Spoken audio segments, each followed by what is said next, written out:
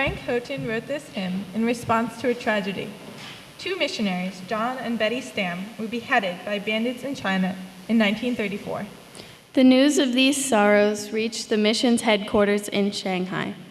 Though this was a very dangerous time for both the Chinese Christians and foreign missionaries, Frank Houghton decided he needed a tour through the country to visit various missionary stations. While traveling over the mountains of Sichuan, he was reminded of the comforting words of 2 Corinthians 8:9. Though he was rich, yet for your sake he became poor. Houghton then transformed that passage into this beautiful Christmas hymn. The lyrics express a theme also found in Philippians 2, which we will be focusing on: how Christ the King humbled himself by becoming a person. Notice the contrasts in verse 1. Jesus was rich and became poor. As a king, he was humanly speaking entitled to a floor made of sapphires. Instead, he exchanged it for a stable floor. He willingly gave up his glory out of love for us.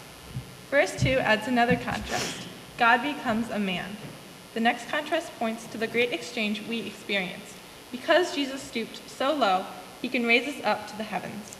When you heard the group sing verse 1, you might have thought this is an ancient Christmas carol, like O Come All Ye Faithful, but it was written in the 20th century.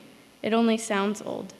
That's because the lyrics were set to the tune of an old French carol, and because Houghton used old-fashioned words like thou and art instead of you and are. The last verse, like all the others, reminds us why Jesus made all these exchanges, why he emptied himself, because he loved us. And this last verse sort of looks ahead in the Philippians passage where Paul writes about every knee bowing before Christ. We are invited to worship Jesus, who is now back on his throne and lives with us by his Spirit. And now hear the ensemble sing the whole carol.